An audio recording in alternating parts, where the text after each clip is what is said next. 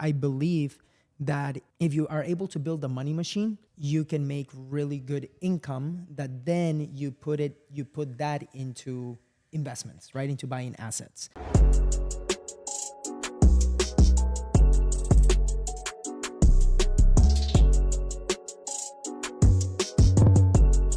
Welcome back to the Wealth Juice podcast. As always, it's your boys, Ryan and Corey here with another episode. We are out in sunny Scottsdale, Arizona for Immersion Season 3. Shout out to the Growth House and Jesse Ray.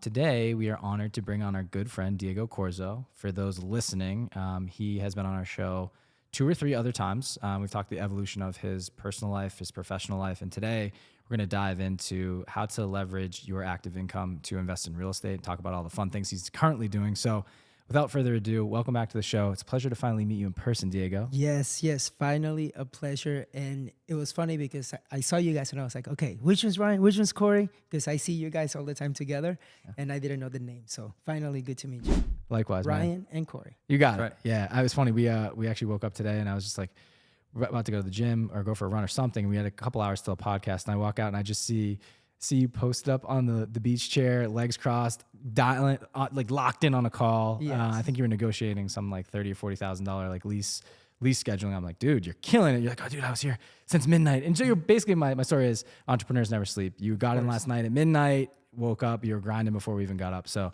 I just think it's funny, man. It was a great way to start the day for us. See your shining face in person and good to meet you. So I will say, let's dive into catch us up to what's going on now with you. I mean, you can, if you want to give someone maybe like a brief 30-second, who you are, where you're from, and like catch us up on all of that for those who haven't listened to the previous episodes. Then we'll get into what you're doing now. Yeah. So real estate investor, I consider myself now a real estate entrepreneur, just as my transition has been from being, starting first as an investor, then a realtor, then owning different companies, and then becoming a real estate coach with 5 investors. And in a nutshell, I am a dreamer and I'm an immigrant, basically, right?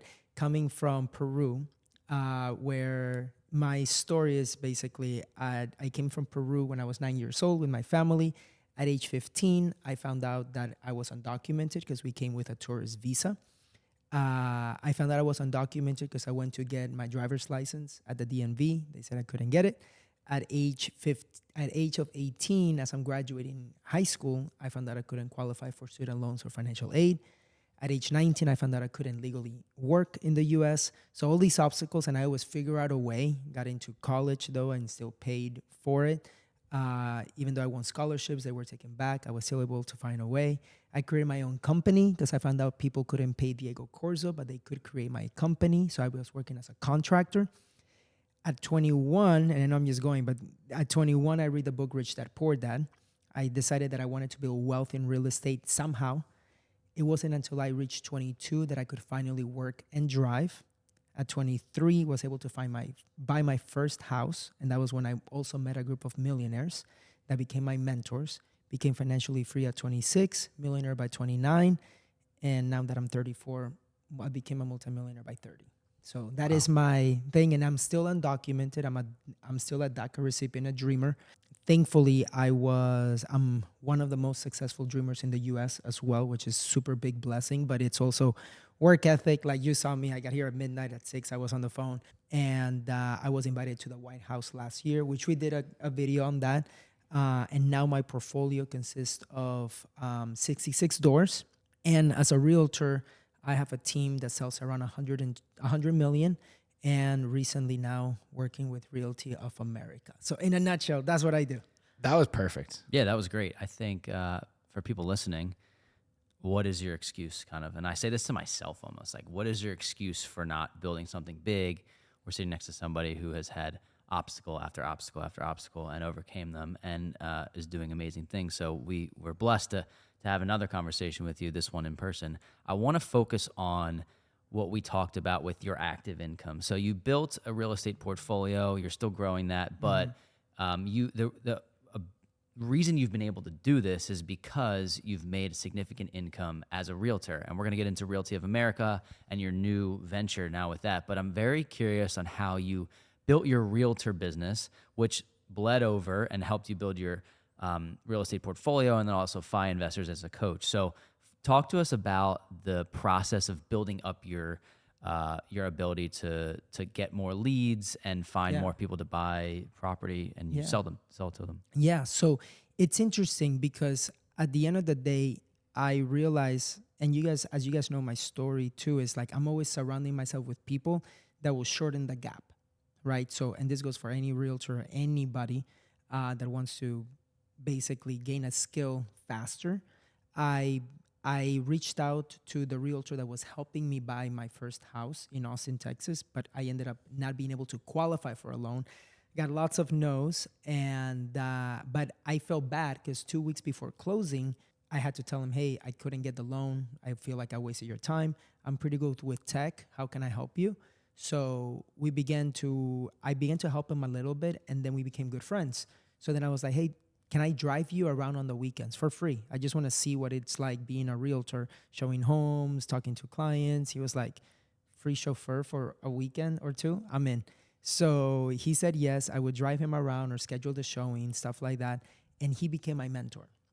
Fast forward to 2015. So that was in 2014. 2015, I quit my job at General Motors, where I was working full time, and I went into real estate as a realtor full time. Now that is important because what you were saying, like what was the journey that helped me scale is I met a mentor, right? And I connected with him. And then I basically worked to learn, work for free in the beginning. And as I got more and more knowledge, as I began to also execute the stuff on my own. And here's the thing, sharing it on social media, but sharing the story, not hey, I closed on a property, or hey, I helped a family buy a home, is more what is the story behind that. That caught the attention of other people. And then by me doing it, when I bought my first house hack, for example, that got the attention of me helping other people at General Motors of them wanting to house hack, for example. So in the beginning, the first leads that I was getting were people like myself in their 20s that were wanting to live for free because that was my story. And then I began to sell homes to many people. That then later led to me increasing my business. And what's interesting about this is that we haven't spent money on the marketing side as a real estate team. We've always done it with referrals, people that support us, and people through social media, which not many teams can say that they've sold over 100 million with no money on marketing. It's brilliant. And what the key thing that you mentioned there was finding a mentor. And we have a coaching program. You have a coaching program. Now, the ability to go out and actually pay to skip steps. And you can do that. And it's not just to skip the steps, but it's to get in the rooms with people who have done it, who can introduce you to the next person who can help you on your journey. But I also wanted to talk about, even before that, let's say, if you want to pay for mentorship, it can be a guaranteed way to skip the steps, but the ability for you to work for free. I did this in a different aspect of my life. I wanted to coach basketball, and I was like, I'll volunteer. I'll coach for free. The person that I volunteered to coach for just happened to be a multimillionaire who built the company and won the successful basketball brand. And now he's somebody that if I called him right now, he's picking up on the first ring because of the relationship I built. And so I only share that to say, like, the people that are afraid to work for free or put their ego ahead of like the end destination, I think are looking at it the wrong way. And you can work for free at 16, you can work for free at 42, you can work for free at 59 if it's something that you want to get into. And I think that is something that people should put their pride aside. If you really want to do something, offer your services, figure out how you can fit in and find value for free. Or now it's even easier with mentorship, and you can pay to get in the rooms with people that you aspire to be like. And I think it's brilliant. So I commend you for that. I want to talk about Realty of America and the new venture that you're on, where you've built.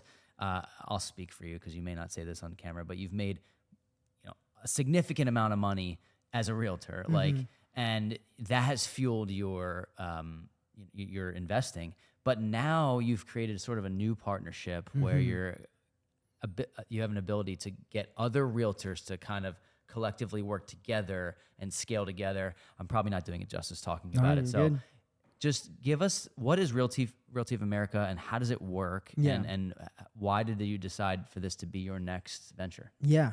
It's really important to know that as people hear 2 or 3 podcasts that I was in, it's been about the journey on my real estate investing journey as a real estate investor, from building my portfolio to around 66 doors, multifamily STRs, then my condo in Puerto Rico, all of that stuff.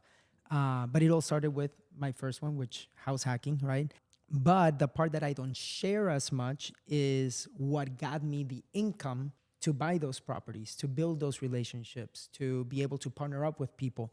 And that was my realtor business. I believe that if you are able to build a money machine, you can make really good income that then you put that into investments, right? Into buying assets. And what I did is I chose being a realtor as my main thing. And it led me being a mentee. Then that led to being a business partner. We grew that business as that real estate team to now 17 agents. We've been the number one team at our Keller Williams office for the last 4 years, since 2020. And this year we were number one every single month up until August. In August we left, and we left it to basically to partner up with a new company called Realty of America.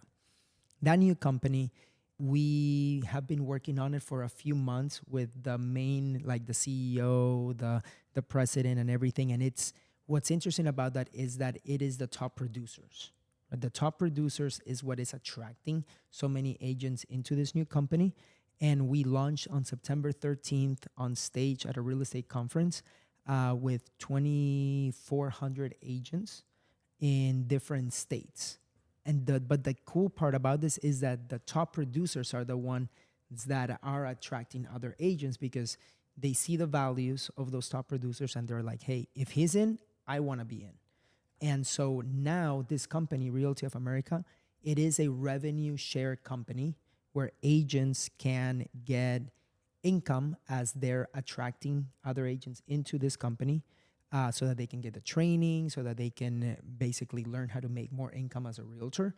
Agents will also get stocks of the company, and they are able to, at that, as they're selling, they will be able to create stock so that when we go public in about 3 years, we can capitalize on those stocks. The benefit of this is getting in early into a company like this, because of one of my mentors, David Osborne, his mom, for example, was the 7th agent at Keller Williams, which is insane. So she's the top profit share per realtor in Keller Williams.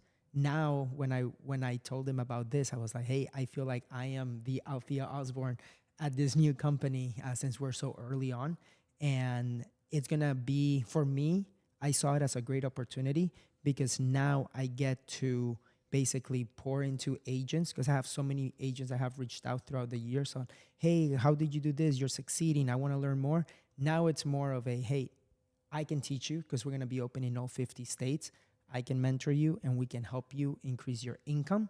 And as you're attracting other agents for your success, we can help you as well grow your revenue share. Awesome. I love it. So I want to ask you this. So as you kind of climb in the game, right, and elevate to the next level, there's a lot of opportunities that come up, right? A lot of handouts, and people started DMing you to, maybe you want to be a sponsor, or maybe they want you to join a business venture with them or jump into a deal with them, right? So my question is, how did you decide Realty of America was going to be your next move? I know Corey just asked you that, but the reason I'm asking this is, the part B of this question is, when you go to vet out an opportunity, is it just you vetting this opportunity, or are you now bringing this to your mentor and like a pool of mentors to vet out the pros and cons? Because I think, and I'll leave it at this, like, I think if you're just doing this yourself, it's easy to fall into shiny object syndrome and just say, yes, like if it sounds like the money's here, this sounds great. I'm curious on like the vetting process you go through when you make a decision, because this is a big leap for you, and it's the next, it sounds amazing to be at the ground floor, but it's unconventional from other things, and people sometimes get scared of unconventional.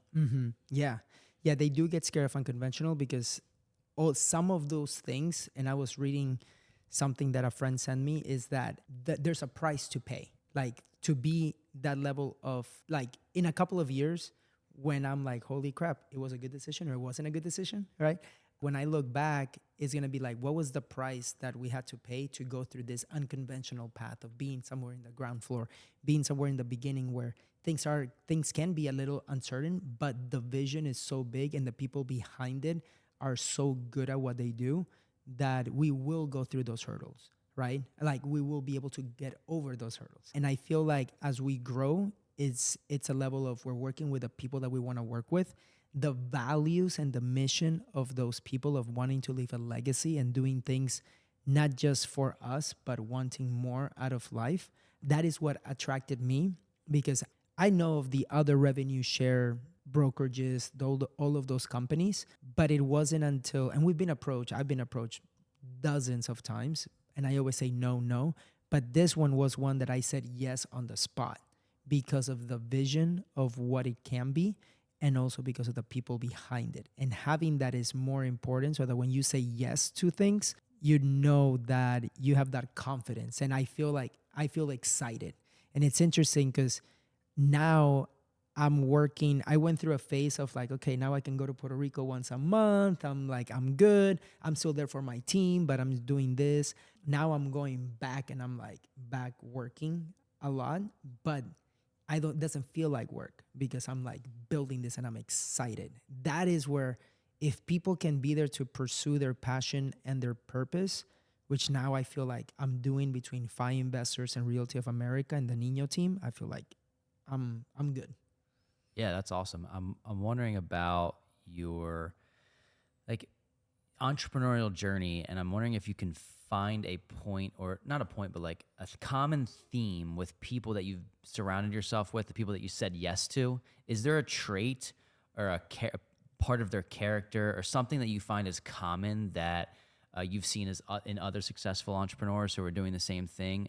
I say this kind of selfishly, or for us and people that are listening, like, how do you know when you're meeting the right person? Mm-hmm. And maybe it's not just one conversation, right? You said you said yes on the spot, but I'm sure that was from knowing these people for once they approach you, you've known them for a period of time. So my question is, again, what is there a character trait, or can you pinpoint something about successful entrepreneurs that maybe divides the successful ones from the non-successful ones? Yeah, I would say there is a level of, that's a good question, because I feel like there is a level of sacrifice that they had to go through, and a level of growth that, hey, it's like, this is my story. And I like the stories of like the underdogs, considering myself an underdog, but it's like those levels of like, hey, this is where I was, this is what I did to make it happen, and these are the lessons that I learned, right? Because that's very important, is seeing how they've been able to do it and the lessons that they've learned, so that we know because there will be mistakes or issues that happen just with any business, no matter what you do.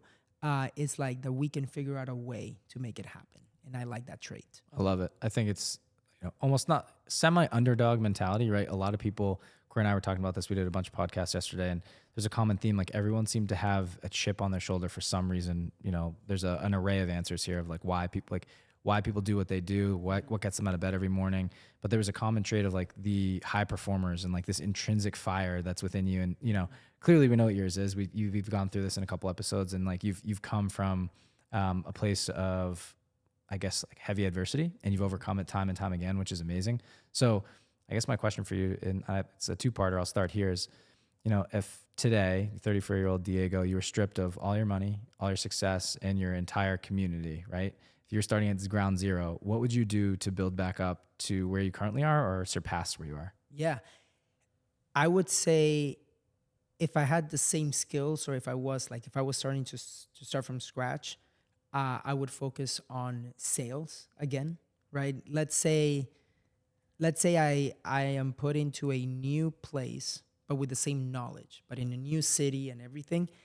I would continue to be like in sales. Mm-hmm. That's one thing. And building relationships. If you know how to sell and build relationships, you will be very successful. Because somebody asked me this: if you were to start from zero, what would you do? And I would be like, social media, marketing, and sales. For me, being a realtor, that's because what I know. If you ask this to my brother, for example, he will be like wholesaling all the way, right? But what I know, being a realtor, I know that I can connect with people in a different way and be able to help them.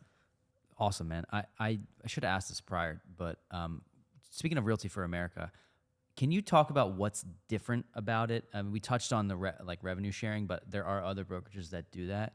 Can you touch on the nuance for Realty of America? Because there may be people listening who are starting out in their real estate investing journey and also thinking about getting their license and parlaying the two of those similar to you. And there's an opportunity for, at Realty of America for them to learn from somebody who's mastered their craft. But it's different. It's not the same as joining a normal brokerage. Not normal, but, So what is different about Realty for America? Yeah, Realty of America is one of the companies that it is being created by the top producers, because we have people coming on, moving from different companies, that is not just new agents that we're attracting or agents that have done 10 deals or anything, but it's agents that have sold 100 million a year or 300 million. We have one guy that has sold almost $1 billion. And all of these people are wanting to work with those kinds of people. So when we say this guy said yes, be like, oh my gosh, I've been wanting to connect with that person. I'm going to say yes and do it. So we have that going for us. And then the people behind the tech and the people behind the onboarding, the technology and all of that stuff it is a couple, Dr. Peter Noble and Aaron Noble, and they've come from EXP. From EXP, they went to Real. And then now they're coming in as they are owners of the company now as well. And so now they've done it twice, working with two public companies twice. And now they're here to build this one.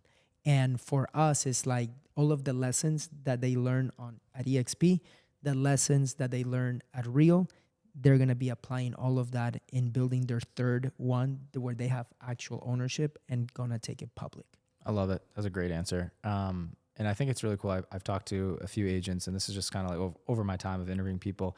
And I heard Compass was great in terms of their technology and to really like setting up the email automations and things just to keep people kind of up to date with information. We know that once you get like kind of pulled into the cycle, the customer journey, some people can get easily lost if CRM's not up to date. Your agents aren't trained on how to keep in touch with people, stay top of mind. I think one of the common themes we've heard from you and then also from some of the other gentlemen we've interviewed is like, when you're starting at ground zero, and I'm bringing it back to my previous thought, is all people have said you start in marketing and sales and networking, right? Marketing, sales, networking, and building the relationships, because we've learned that the world revolves around community and relationships. And to shorten the gap, as you mentioned, it's kind of finding who versus how. And I think it's really important. It's so interesting. Corey and I, like, we've built a couple different businesses, and a lot of the times we're like, how have we seen like success early on in the beginning? And then where do we find our stopgap? And a lot of the times what we're really good at is we found the marketing and sales aspect. Like we can put two and two together and make it happen and make money out of nothing, right? So we've started our coaching program just out of necessity of people reaching out to us. And then what we've kind of found, like we're reaching a bottleneck of, well, we have people incoming, and then if they're not ready right now, it's like, how do we keep in touch with them? And so the next iteration, we talked to Cody Barton yesterday, and he's a complete integrator and the back end system guy. And he's like, listen, most people, they stop and they just muscle their way through the marketing and sales their whole life. But at some point you need to scale this thing. You need to have the operational side and start hiring people and putting the right butts in the right seats to offload tasks. So it's just interesting. I just wanted to highlight that again, whereas like most people that are listening, if you can get a robust network around you, you can show value, you can provide free value to other people, and you're good at cultivating relationships, putting yourself out there, and marketing and sales, like building a personal brand, a digital resume, that's what's made all three of us successful. And we figure out the operations on the back end. There's always ways to tweak it. So I just wanted to bring that up because you answered very similarly to how everybody else was too. And there's something to that. So marketing and sales, we're realizing in 2024, building a social presence and getting yourself out there and your story that you mentioned. It's not about the success you saw. It's explaining your DACA journey and what you've been through. Like people latch onto that, man. People can resonate with that. They're like, it's an underdog story, but it shows what's possible if you really put yourself out there and just grind and figure it out. And I think maybe the main theme here is surrounding yourself with the right people. I mentioned this a couple podcasts ago when we had you on, but I read the book Tribe of Millionaires. I don't know how I got looped into it. I think it was maybe like an Instagram ad or something. And I thought the title was sexy. And I was looking at GoBundance. That's what it was. And it was one of the books. And I read it and I'm like, Core, dude, I just read this book. It was super short, but it was awesome. And I'm like, we just got to continually get ourselves around the right people. And we had started the podcast really early on. And it was like, it kind of validated to me we're doing the right thing. And I'm like, dude, if we can just get more people that are successful and better than us around us, we're going to elevate to their level. funny enough, you were in the story and they shared your story. And I believe even your photos at the end of the book. And I was like, Yeah. oh, look at this guy, man. Like he killed it. And then shortly thereafter, you came on the podcast. I was like, dude, I just read a book about you. And it was the Yes. coolest thing. So just a personal like anecdote there. Like it's really cool now to be in the room with a gentleman that you read your story. We've become friends. And it's a blessing to share the stage with you, man. So thank you for joining us and sharing all of your journey. I know this is like the 4th time we've talked, but Yeah. I feel like I learned something new every time. No, Yeah. it's really good. It's really good. Last question for me.